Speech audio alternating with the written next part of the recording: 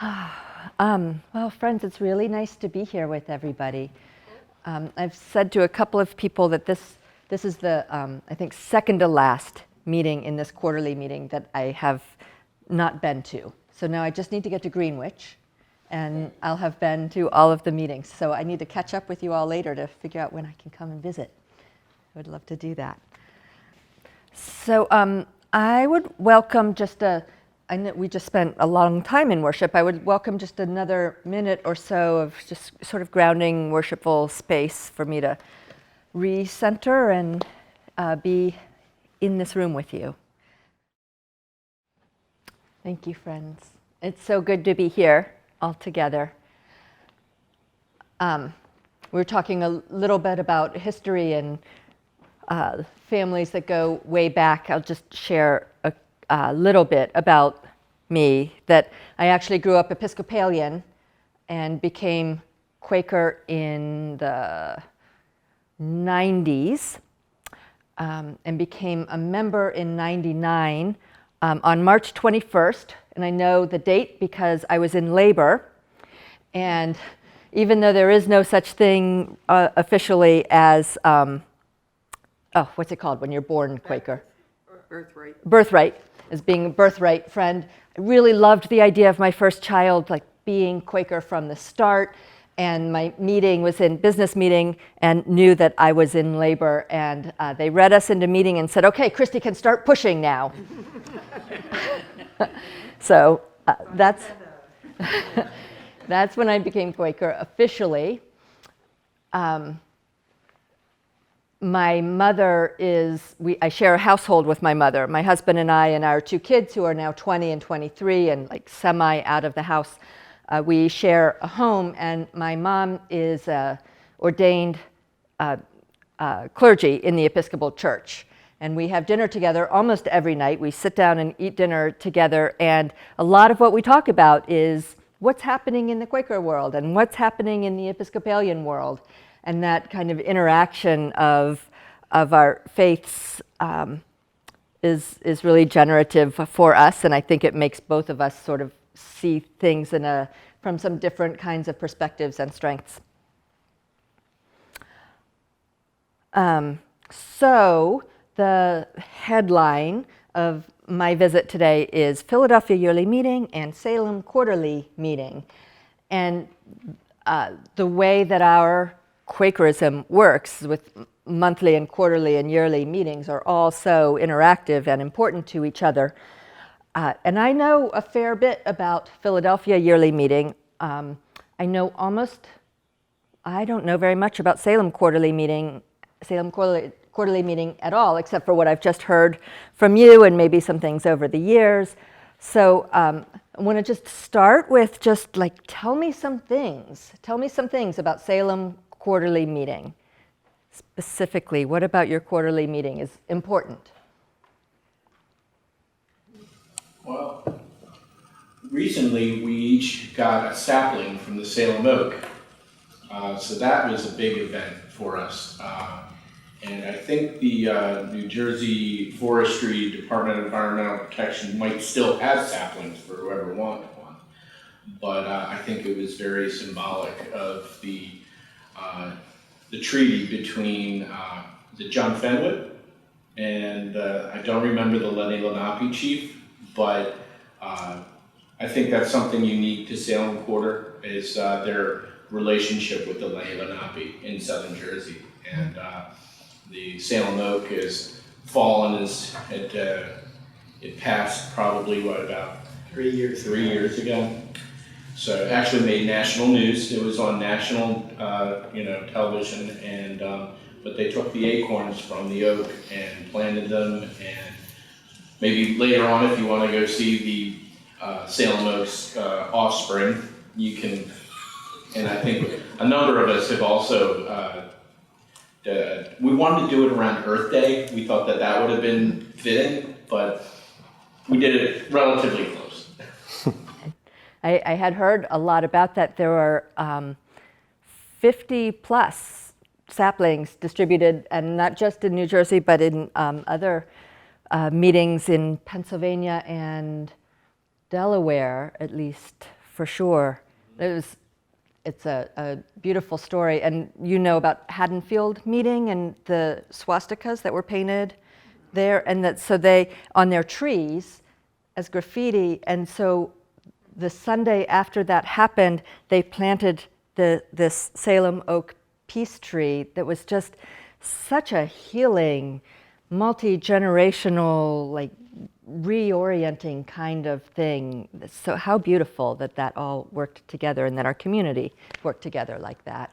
And they invited the whole community, right? I mean, it's just like as many people in Haddonfield as wanted to participate, not just. I believe so. I was in Pittsburgh and I zoomed in, so got to see a little bit, but there were a number of people there for people from the town who had never been to meeting before came to be part of that. And the Salem meeting is the oldest in the Delaware River area. It was the first one, 2 years older than Burlington, and Okay. 7 years older than Philadelphia. Okay. Yeah, that's something I was going to mention. We're pretty old here. So. Some of the older structures that are no longer exist, but when they started making them out of bricks, if you think back to the Three Little Pigs, when they started making meeting houses out of bricks is when they started lasting longer. Okay. Although I think Seaville has some that are shingles. still wooden. So I've seen that. yeah. So Philadelphia Yearly Meeting was founded in 1681, and I just learned actually that the original name, I learned from our book of Faith and Practice, the original name was General Yearly Meeting for Friends of Pennsylvania, East and West Jersey, and adjacent provinces. So what's the acronym for that? Very, very long. And the yearly meeting has, do you know how many quarterly meetings there are in PYM? 113. Quarterly. 13 quarters. Yep, and then how many monthly meetings? 104. Around 104. Yep. It fluctuates a little bit. So to stay on the safe side, I just say 100 plus. But 103, 104. And how many states does the yearly meeting cover? Three. Four. Three, I think. Four. Maryland. A couple people say four. Yeah, Maryland. Eastern Shore of Maryland, all of Delaware, a lot of Pennsylvania, South Jersey, used to be East and West. Eastern Shore, okay. Yeah. So this is one of my favorite sort of history Quaker trivia stories. The Baltimore now is so much closer to the meetings in the Eastern Shore of Maryland, but they're not part of Baltimore Yearly Meeting because way back 300 plus years ago, in order to get from Eastern Shore of Maryland to Baltimore, you had to come by horse up to nearly to Pennsylvania or to Philadelphia and then back down again to get to Baltimore.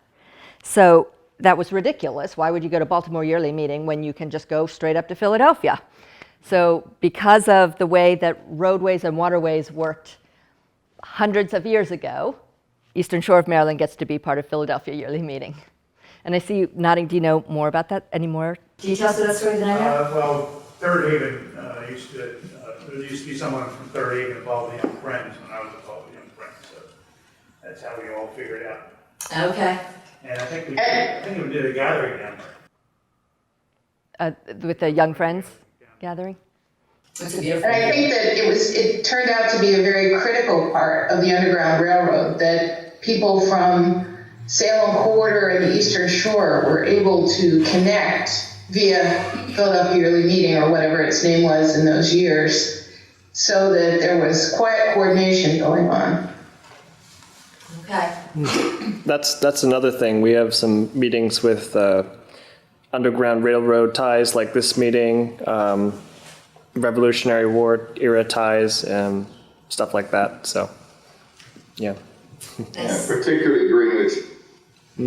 Okay. Because from what I've read, the Underground Railroad, the primary and most successful way of coming over is by boat. rather than on foot, where you have slave catchers and dogs and stuff like that. One of the safest ways was to come through Cape May, and there's documentation that Harriet Tubman brought slaves by boat to Cape May, and then they came up. And I don't think so. I don't think so. At least I don't think historians have said that. She was in Cape May to make money, working in a hotel, but her roots went through Philadelphia for the most part. Right. However, Salem and Greenwich were two places that there were, Greenwich had more than 400 people documented who went through. I think one of the things was there's a lot of speculation of what she may or may not, but her movements were very secretive.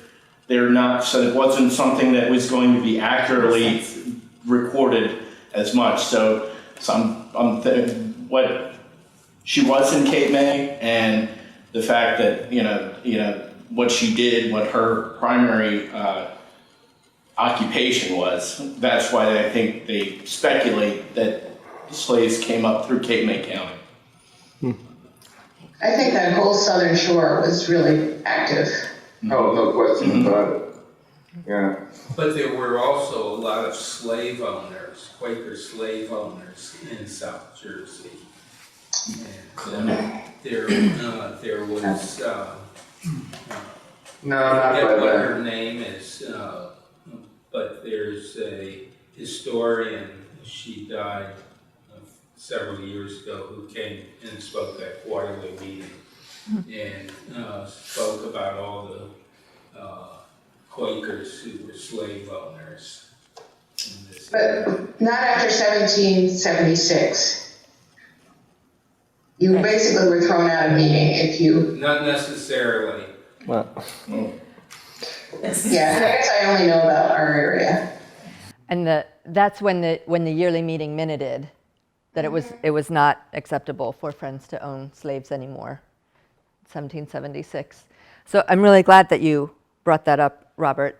I think the way that one of the things that is fairly unique to Quakers is the way that how much of our own history we know and the impact that we've had as a people in the world, and we know that history and we identify with it and we learn from it and are inspired by it in a way that really matters. When I was growing up in the Episcopal Church, I remember in confirmation class learning that my church was created because the King of England wanted a divorce, and I was just thought, what?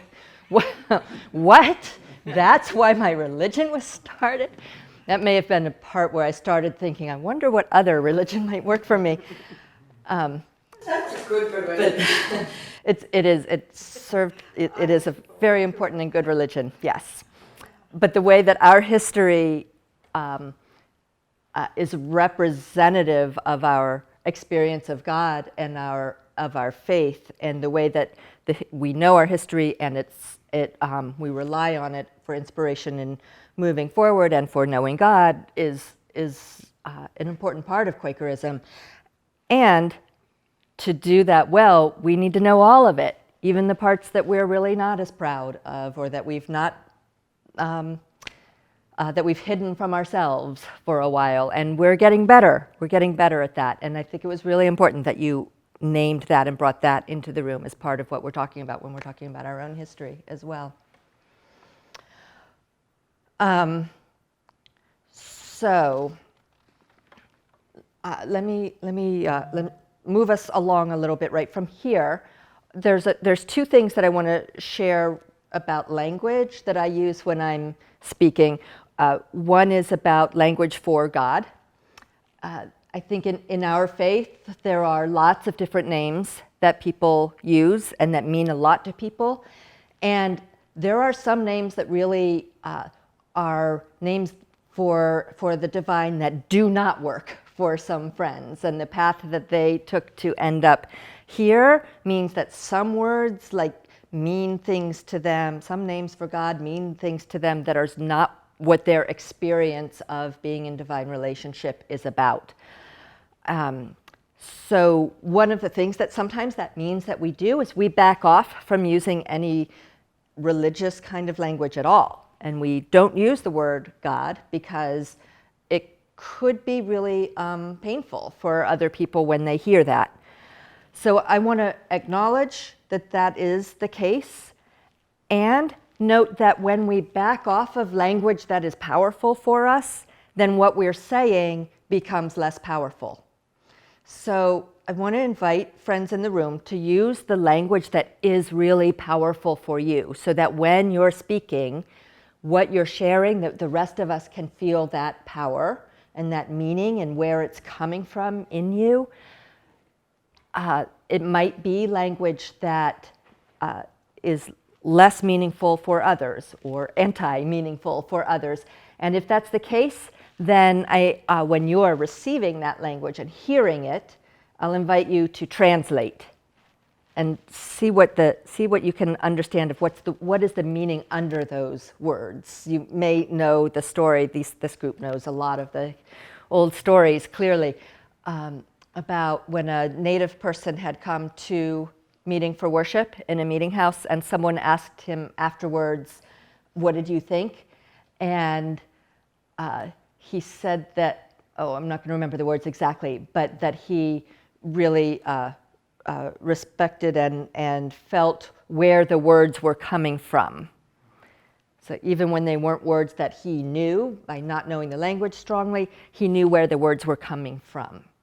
And so that's the part that that I invite us to really pay attention to. I tend to use the word God. It, for me, doesn't mean an all-powerful being that oversees us and directs things. It's much more broad and interrelative and visceral and grounded and artistic than that. So if you hear me say the word God, I hope you'll feel what the breadth and power of the unity that can come from being in relationship over history and time and spirituality and depth. That's the language. That's the thing that I'm trying to point to. Another thing about language is just recently, I have tried to move away from using the word level when talking about monthly and quarterly and yearly meeting. It's not, we tend to use that monthly meeting level, quarterly meeting level, yearly meeting level, and then we start well, which one is at the top? Because something should go from quarterly meeting to monthly meeting to be seasoned more, quarterly meeting to yearly meeting. And so does that mean it's going up, or does that mean it's down? And then we lose all the point of what it is that we're doing. So I tend to use the monthly meeting environment or monthly meeting community and the yearly meeting community because it's all nestled within one another, right? To be a member of the yearly meeting, you need to be a member of a monthly meeting until last year, and now you can be actually a member directly with the yearly meeting. That was approved at sessions last summer. So to try to represent the interconnectivity and interdependence of monthly, quarterly, and yearly meeting, I tend to use community rather than level. So I'm going to turn back to you again and ask you to think about in your own local meeting, your home meeting, your monthly meeting, what is a gift that your meeting has? So not that a person in the meeting has, but a gift, something that is a strength or source of life or a gift that is in the culture and community of your meeting. Dietrich. I think for our monthly meeting for Woodbury, one of our strongest assets is that we like to talk. And it's very, and that can sometimes be to a flaw if it's in the too much, but we don't need to grasp at straws finding a topic and finding something to discuss. We all share equally. There's not really one person who never talks. We all, relatively speaking, we share our time with each other pretty equally, and we never have a dull moment. I think that's our strongest asset. Nice. He stole mine. That's awesome. Carlton said he stole mine, which is lovely that you're recognizing the same thing in your meeting. In Mickelton, I think it is our connection with the community.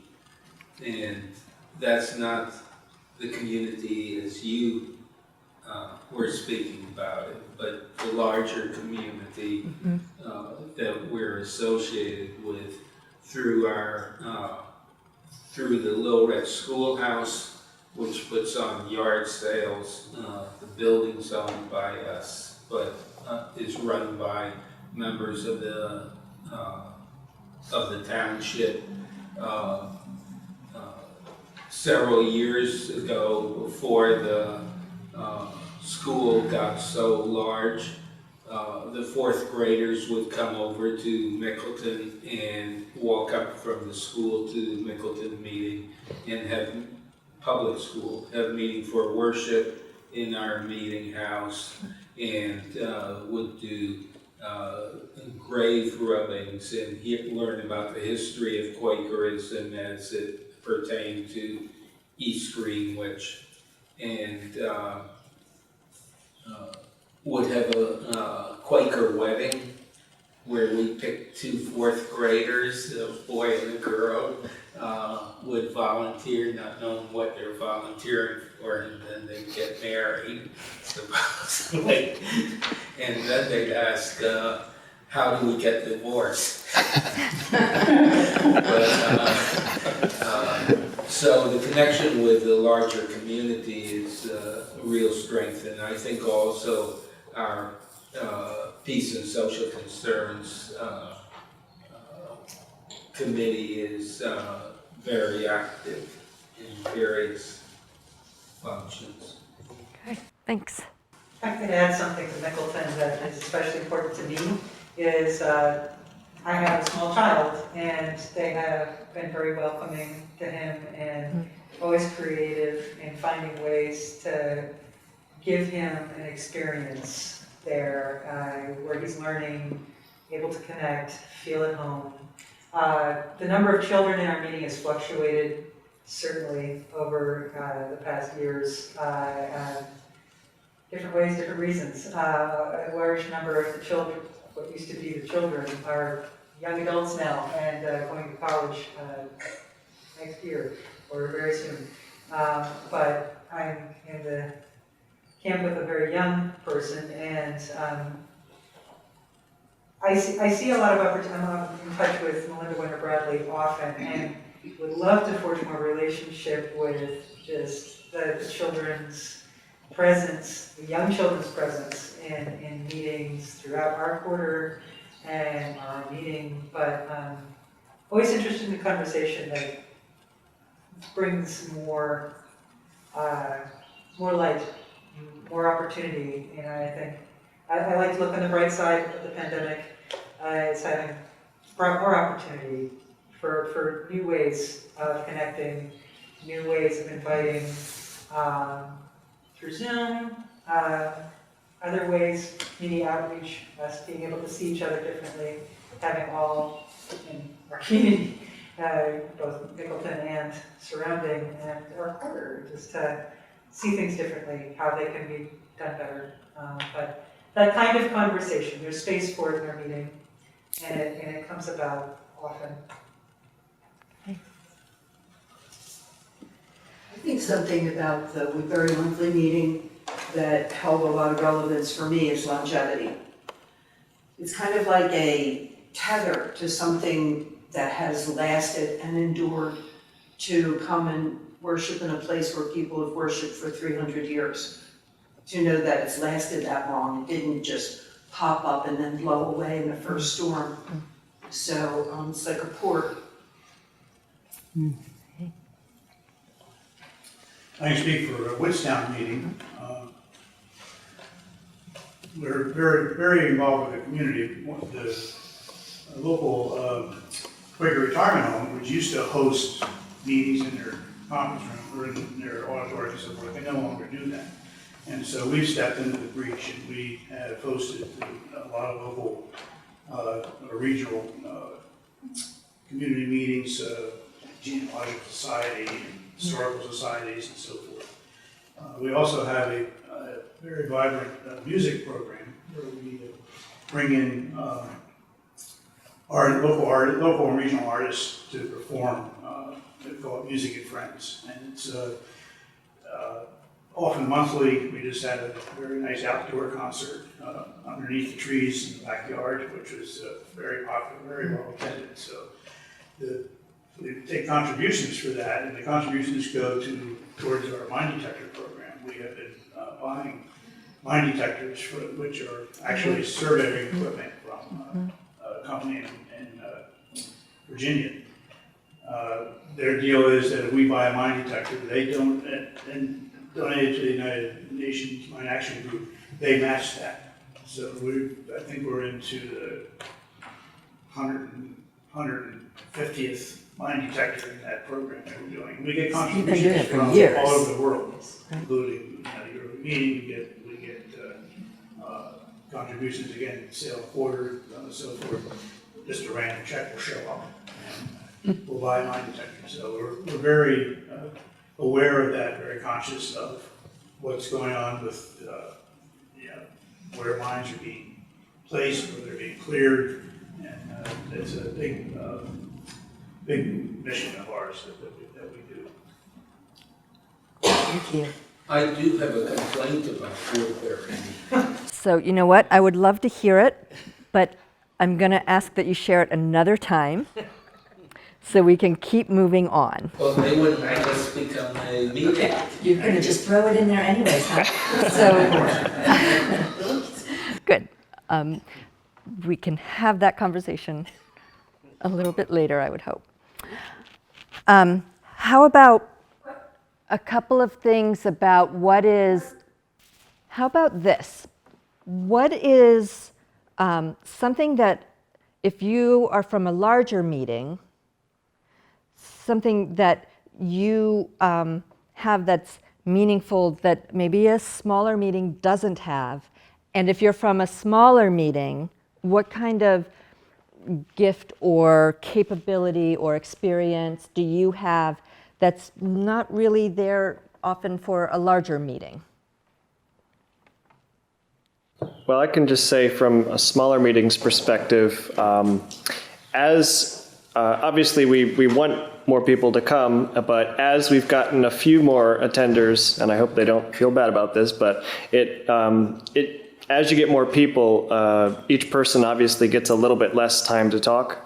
And that's obviously, it can be a good thing, but as Dietrich said, we like to talk a little bit, and every person you add changes the atmosphere a little bit. And and 99% of the time it's good, to be clear. So, but the smaller you are, the more intimate, technically, kind of it is a little bit. Even giant churches, what are they called? Mega churches. One of the reasons they function well is because they put people into small groups so that they can have relationships and experience in a small group on a scale that they can, is meaningful personally.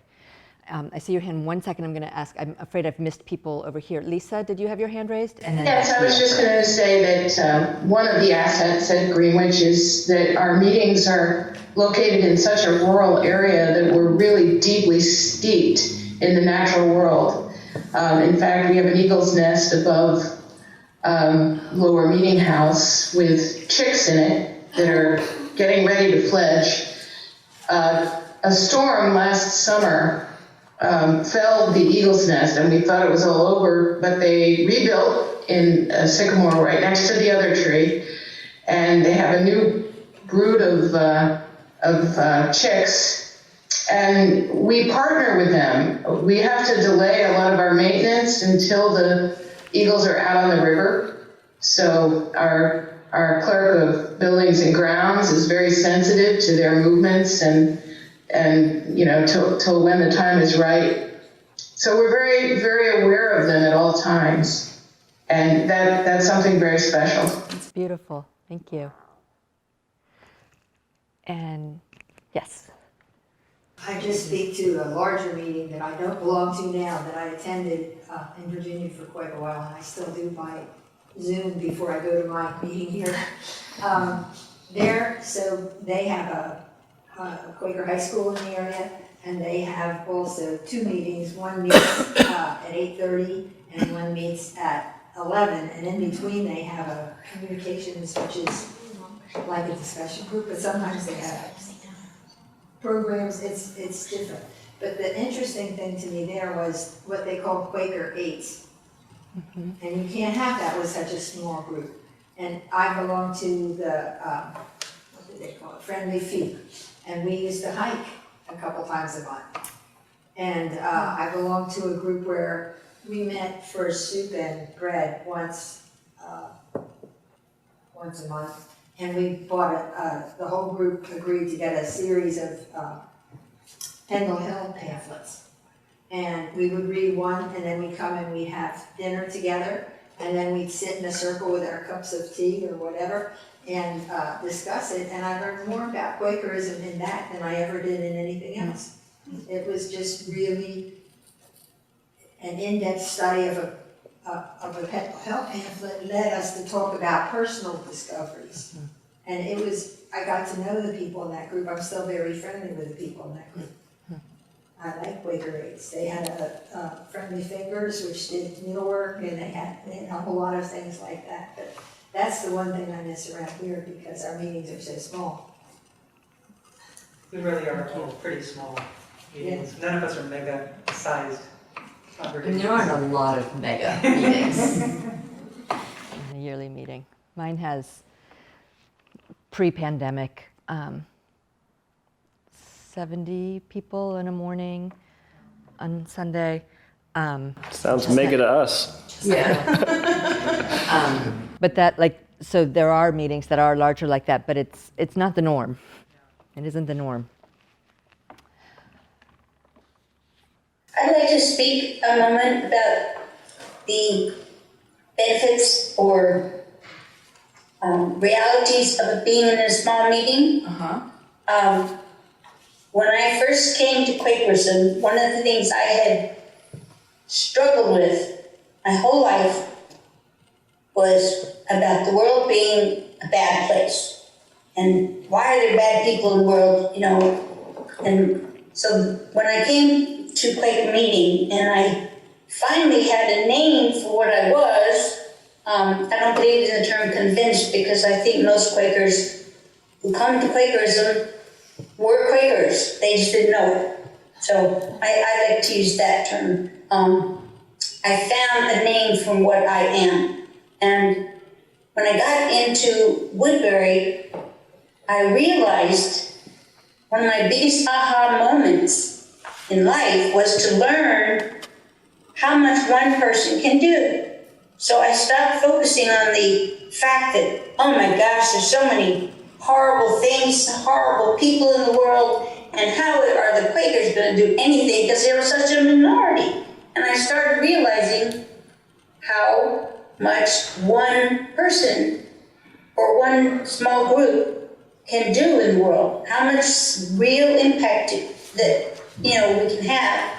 And so I started, we've done a lot of studying of individuals in our meeting that, not necessarily Quakers, but individual people power. I mean, they're like just the Quaker Pilgrim, that's one kind of person. Mother Teresa, I mean, you could go on and on.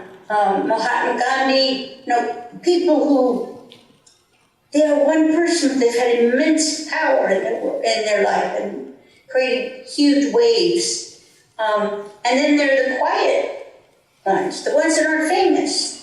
We each can be one of those, because we each are one of those. What we do every day, minute to minute, impacts our world. And that was such a huge realization and gave me so much peace, and it really changed my life to realize that, because I'd always been worried about, how, all the evils of the world and, can't do anything about it, I'm only one person. And so I changed that attitude, and it's not working perfectly, but I know I'm sending out some ripples that are having an effect, and I have all my life. So that was just one thing that Quakerism basically took off my anxiety. You know, I don't know how to explain it, but it relieved me of that worrisome aspect. And, you know, so that's, there are a couple other things that Quakerism spoke to my heart about, and it just rang true. You know, like you were saying that God can be called a lot of things. It's not just, you know, one interpretation, and people respect that each person has a view of the divine creator or whatever. And it's allowed to be, you're allowed to do that. You're allowed to question. And I've always been a questioner. You know, I've always said, well, exactly who was Jesus, you know, exactly. And things like that. And I love the fact that we have discussions about it, you know, and talk about who we think Jesus was and who we, you know, all these things are open for discussion. Mama. And seeking truth is so vitally important. You know, I'm going to interrupt you right there because that is a perfect sentence to end on. Speaking truth is so vitally important. Thank you. And I'm going to move on to one last query about thinking about different kinds of meetings in a quarterly meeting, and ask, what has your meeting learned from or gained from or been able to grow because of, or been challenged in a way that was necessary by another meeting in your quarter? Have you been affected by another meeting in your quarter? Well, if you don't mind me going first. Jump right in. I've recently, over the past 2 years, partially due to my job and whatnot, but I've been able to go to, I think, each of the meetings in the quarter now and see how they work and whatnot. And seeing meetings that were far more into outreach and, you know, had more people and whatnot. Our meeting used to be pretty big into outreach, but it really dwindled down, and we didn't have any children. We would basically just come to meeting, and that was it. And seeing meetings really reaching out and keeping doing things with their community really made us all kind of want to start doing that again. So us opening up more so has really benefited, because we have quite a few new attenders who might not be here if we hadn't done that. Nice. Okay. Thank you. I could just shout right back at you, Carlton, and say that your efforts for the South Jersey Quakers newsletter has really touched my heart, and your invitation to keep conversation between all the meetings in our quarter vibrant and the tri-quarter. You know, be aware of each other. I think over the pandemic, it's just been that much easier, maybe the perfect storm, to be too isolated in our own microcosms, in our own meetings. And that's the way some friends have chosen to deal with it. Some have gotten just that much more in their own space. But others have found more outreach by being involved with Zoom. And it kind of brings around the whole business. Like in our particular meeting, it's been very difficult negotiation, how to not have two separate meetings because of people's different feelings on Zoom, or just being very much in your own spot, in your own kind of bubble. There's different ways of worship, but the benefit has been being able to be more connected. And you know, I'm touched by Carlton's effort and his angle in doing that. And would love to help. we talk. Thank you. So. I just like to I think mention, go ahead, I think please. we keep connected to each other a lot through our quarterly meeting steering committee, where every meeting is represented on that committee. And we do things like plan quarterly meeting gatherings and always listen to what each other's meetings are doing and get ideas from that. You know, one's doing a Zoom Bible study, for example, is being very popular. And so because it's on Zoom, it's open to everyone in the board. So we try to, we come together monthly, except for the month the quarterly meeting happens. And as they do a lot of planning and also oversight, hearing from different committees. Carlton keeps us informed on a lot of different things. His electronic bulletins that he sends out, you know, are very useful to what's going on in the quarter, what's going on in the world, and have done, I think, a great deal to really connect us all together. So the steering committee and the electronic communications that happen are both ways that you all know about what's happening in other meetings, and that you can also jump in on things that other meetings are doing that maybe yours isn't, like a Bible study. And I wonder, does that interaction help with, like Mickelden's trying to figure out how do we not be two different communities with the people who think yay Zoom and no Zoom, knowing what other meetings were doing? Did that help with that? I can speak to that. The Salem Quarter Worship and Ministry Committee, 3 members came to visit our meeting, and they happened to come the first week that we had decided to have 2 meetings. And they sat through both of them. And we started thinking, well, the best way to bring us together is to, you know, reach out to the other group. So we sat through both meetings a couple of times too, and it was certainly a way to bring us together. Interesting, okay. And we invited them to, and some of them stayed through stayed through both. Last week, we had a special event then. So that makes it a 2-hour worship. But I don't think we would have felt as called to do it if the Salem Quarter Worship and Ministry Committee hadn't been an example for us. That's it. I'm speaking Fabulous for story. myself, and I'm looking at Bob, because Bob Simon's over there he's on steering committee representing Salem. And he was one of the worship and ministry folks that came, so we appreciated that. Nice, nice. And one more. The monthly meetings that I've been lucky enough to attend since I started coming back here, the Salem one and the Woodstown one, I just thought they not only opened up the world of the Quaker world to us, you know, things that were going on in the Quaker world, but also the world in general, the larger world, because the Salem one had a talk about death preparations, green burials, cremation, all sorts of things relating to end-of-life concerns. And then the Woodstown one was about restorative justice. And I thought that both of those were huge and really interesting, and I wouldn't have had any exposure to them except for those monthly meetings. So the wider Quaker world, but also the wider world itself.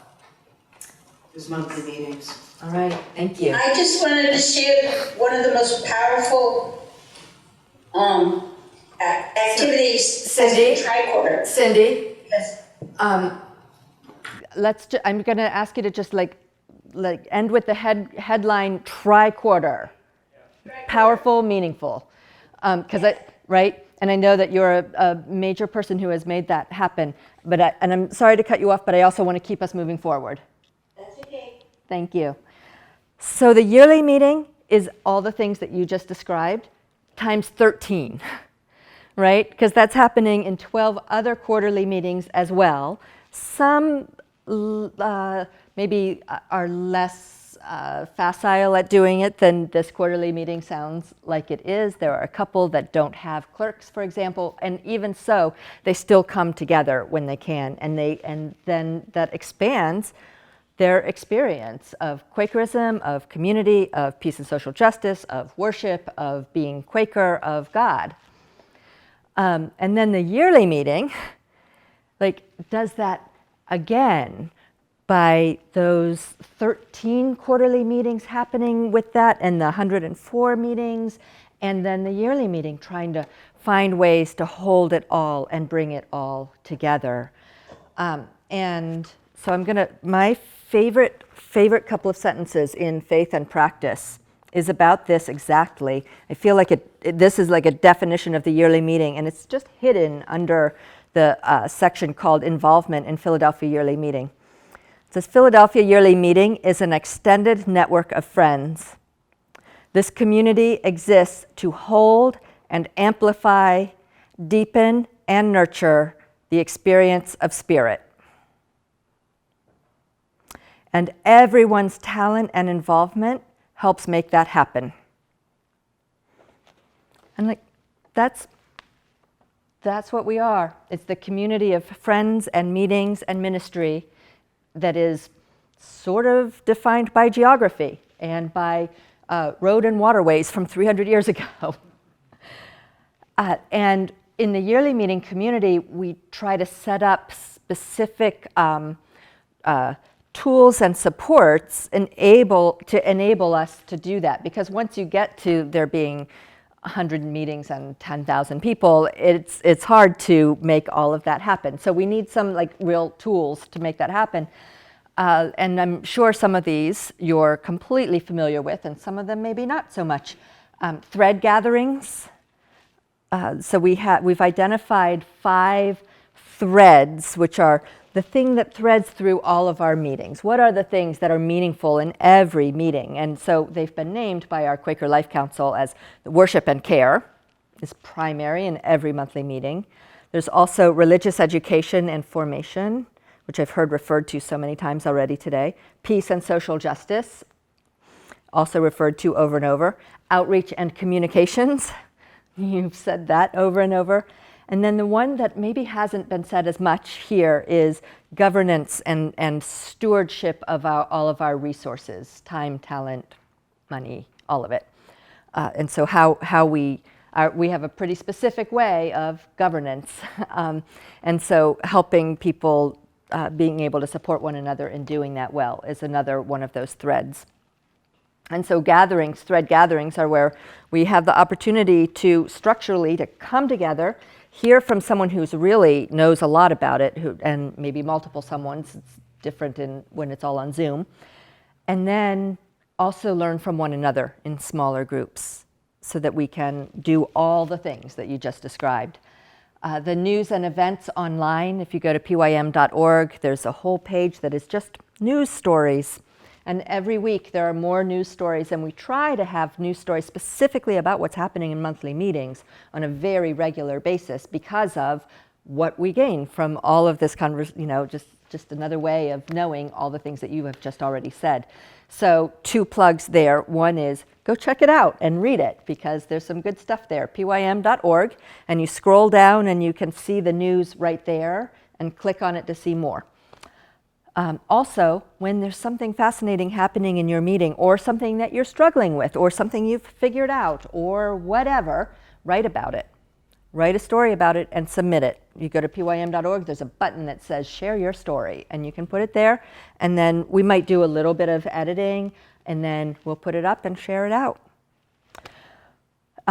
Monthly and quarterly meeting leadership meetings. This is a thing that we started a few years ago and before that, but the way that it works now is we invite the yearly meeting provides a forum for the people who are in leadership positions in monthly meetings or leadership positions in quarterly meetings to come together. It works great on Zoom in a way that was harder when we were all trying to do everything in person. And there's a standard schedule every time. It happens 2 or 3 times a year. So if it's the clerk of the meeting certainly is invited, but also the clerks or contacts of the other thread areas, worship and care, religious ed, are all invited to come together. It used to be that this is the kind of thing that we just invited the clerk of the meeting to, which meant that the clerk of the meeting had like one more thing that only they could go to and only they could do, and then they'd have to report it back to their meeting, and that's we don't want to, like, sometimes that's a perfect thing for a clerk to do, and sometimes it's just one too many things. So this allows there to be more voices and less pressure on the presiding clerk of the meeting. Standard schedule of something from the presiding clerk of the yearly meeting, something from staff, and then whatever it is that the people who are attending said that they were interested in when they registered, we break into small groups to talk about those things. And sessions, of course, when we all come together to do the business of our yearly meeting. We're called yearly meeting because we come together once a year to do business, except we do it 3 times a year now. We have a day in the fall and a day in the spring, as well as 5 days in the summer.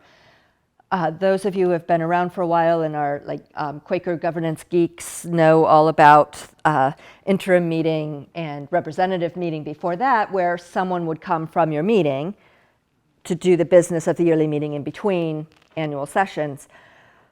In our governance structure now, the way it is set up is that that happens 2 times a year, but instead of just inviting a representative, everybody is asked to come because we're a yearly meeting, and that there's a way in which that makes a lot of sense.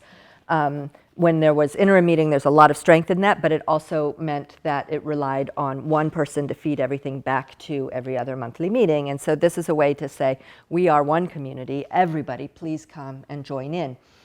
So annual sessions, just so you know, is the last week of July, Wednesday through Sunday, and it starts with a Quaker Fun Day, the Saturday before, I think it's Saturday, that is for everybody of all ages at Arch Street Meetinghouse. It's the one thing that's going to be in person and includes a bouncy house. So if you know anybody or are somebody who loves to play in a bouncy house or loves to be in community and have fun with friends, and misses the opportunity to have done that in the last few years, come to Fun Day. And then business sessions, of course, is really important. 2 other things, no, one other, I'm just going to focus on one other. We have yearly meeting-wide witness now, a shared witness that is all of us are asked to be under the weight of. And this is a new thing with our strategic directions that we approved in 2014. We approved our first yearly meeting-wide witness in 2015 on addressing racism. Without even thinking about, oh, that was in the strategic directions we just did. It's like proof to me of how our process works, that when we're faithful and we listen from one another of how we understand what God is calling us to do, we can hear so much more than if we do it on our own. And so one of our yearly meeting strategic directions was asking us to identify just a couple of things that are important that God is calling us to, and ask everybody to be involved in that together. And then we went ahead and did it without even thinking about that. So in January of 2015, we approved a minute on addressing racism that said expressly in it, this is not something that we're asking a committee to do on our behalf. We're not pointing to some people who are really good at this and saying we support you in doing it. Like, those things are important, but that's not the primary thing what we're doing here. What we're doing now is something new amongst us. We're asking every friend and every household and every meeting and the yearly meeting to all together realize that this is something that God is calling us to pay attention to, addressing racism in our own selves, in our own community, and in the world. This is something we all need to be doing. And that set off all kinds of dynamics, and we engaged in all kinds of hard things, and more and more meetings, and more friends started doing that work a little bit ahead of the curve of how it of Black Lives Matter. And our meetings are doing amazing things. And you're going to get a newsletter in the mail in the next 6 weeks that highlights what a lot of those are.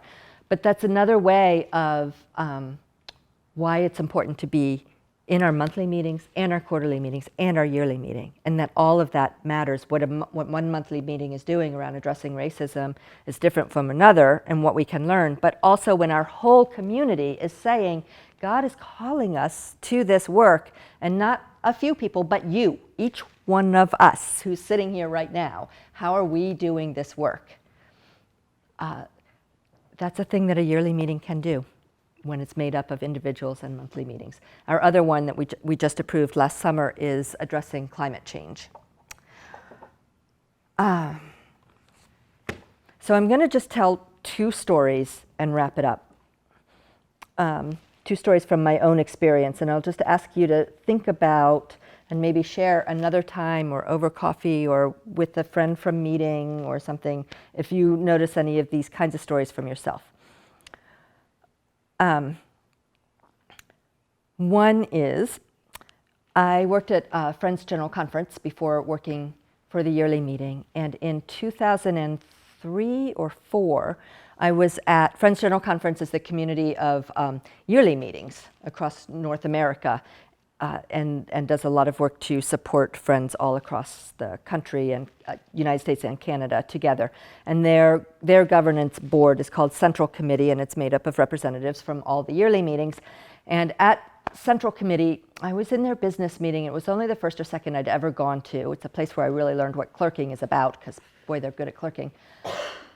And they had an item on the agenda that was about affirming a statement, approving a statement that said what is important to them about the inclusion of friends who are lesbian, gay, transgender, queer, and that how important that was that they were part of the community. And I'm going to read the statement that they ended up approving.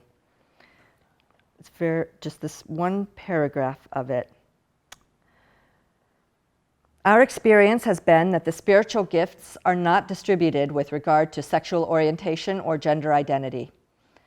Our experience has been that our gatherings and Central Committee work have been immeasurably enriched over the years by the full participation and spirit-guided leadership of gay, lesbian, bisexual, transgender, and queer friends. We will never go back to silencing those voices or suppressing those gifts. Our experience confirms that we are all equal before God as God made us, and we feel blessed to be engaged in the work of FGC together. When that minute was approved, when the clerk called for, do we approve this? People said approve, and the clerk said, I hear that we unite with this minute. People in the room, there were 100 plus people in the room, burst out into singing. People started singing together, and I can't remember the song, but they sang like 2 or 3 songs in a row. And the joy that was in that room was like physically palpable. And I was sitting there watching it, not knowing many of the people in the room at the time, and my thoughts were, why is this so important? I don't understand. Of course this is true. What's in this minute is true, is what I thought.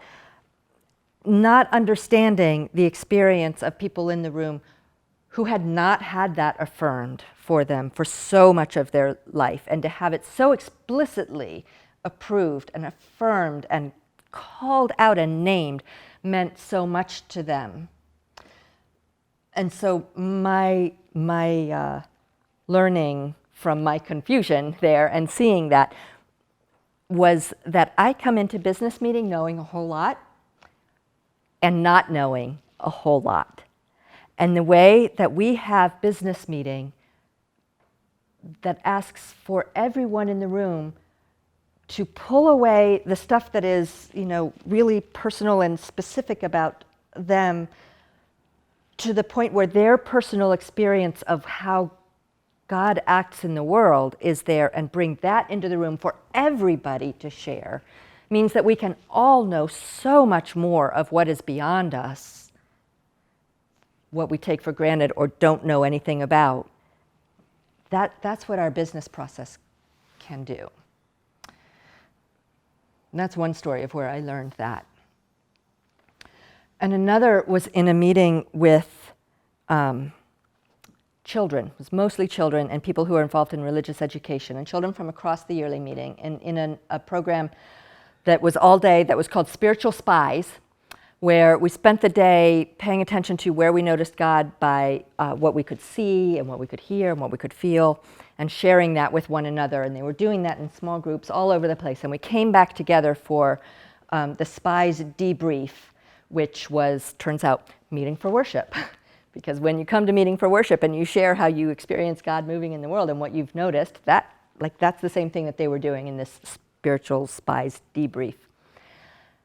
one of the names that I use for God, or one of the ways I understand God a lot, is as the source where ideas come from. I come from a family with a lot of creativity and artists, and that kind of impalpable thing of God and spirituality and artistic stuff, that's a meaningful thing to me. So that source of where ideas come from is sort of how I named it. And in this meeting for worship, one kid said, sometimes there can be too many ideas. And my first thought was, oh no, you don't understand, child. You're wrong. That's God. There can't be too many. What does that mean? But we were in meeting for worship. So I stepped back and sort of censored myself a little bit and listened to what does that mean? And I realized that also for me, when I think that every idea has to have every attention and all of it all the time, that it becomes so diffuse that it's hard to make a thing move forward. And while ideas may be sacred, having too many of them can mean that you don't move with any of them. So I learned that because of the form of our worship, and because in this case was worshiping in a place where there was children, and another place was worshiping where people who identified as LGBTQ were forward in the worship and the business. So by our process being one that invites all of that into the room, and with can even particularly bring into the room voices that our culture in this country, in this world, and in the Society of Friends tends to silence or not hear as much. When we bring that forward, what can grow is so amazing. And so we really need the meetings that are in a place that's so remote that there are eagles nesting right there, and that have history going back to the 1600s, and that have people who have just joined, and have children, and have people of color, and have people who were Catholic, and bring that in, and like all of it, as we bring our love and joy and experience into our meeting for worship and business. We need all of one another in that space. So I'm so glad to be in yearly meeting with all of you. Happy to have you. Thank you, friends. Do you want to do maybe a couple question and answer? We do have pizza if anybody's hungry. But maybe if we want to do a couple question and answer. Nora, did you have? Yeah, I have a comment. It's not exactly to do with but it has to do with the fact that we were both Anglican at one point. I wondered, I didn't think of this until I heard you talking. I wondered, isn't it strange that the very first place in the Anglican community where women were ordained was in Philadelphia? You know, I mean, that, when you think of the long, long history of women leaders, which we have had, just, suddenly clicked, maybe, I don't know. I think that could be. It's also, Philadelphia is also the place where the first Anglican Episcopalian black clergy was ordained. The Anglican what? The first black priest was ordained. First black priest, that must have been a long time ago. And also, yes, and I'm forgetting his name right now, and also where the AME church started down the street from Arch Street meeting with support from Quakers. So, yeah. I just wanted to say that Philadelphia in general is a city of firsts. There's a lot of firsts. Everything from the first Capitol, the first zoo, a bunch of firsts for Philadelphia. But I just also wanted to say the Quakers, the reason why we have the First Amendment is because of Quakers, in my opinion. Absolutely. And it's 100 years before the Constitution was written. that the Quaker beliefs of freedom of religion, freedom of assembly, freedom of speech, those are Quaker values, you know. Absolutely. Anybody else? Or if anybody's ready for lunch, we're all set up. I think one of the neat things about South Jersey is that we have that the three quarters work closely together, whether it's for Tri-Quarter, whether it's for the newsletter that Carlton's working on. I don't see that in any of the other parts of PYM other than in South Jersey. And whether it's that river that you can fall into or what, but I think that the South Jersey Quakers are more united than the other quarters, perhaps. I think that's true. Western and Concord quarterly meetings have, once or twice a year, they have quarterly meeting together. They both have part-time coordinators that collaborate a little bit. Those are the only ones that I know that like work as much together as your three quarterly meetings do. And you can, like over the last few years especially, you can see the impact of that. And I wanted to elaborate, just because there are Woodburyites here, that my comment about being annoyed with Woodbury is that you did not allow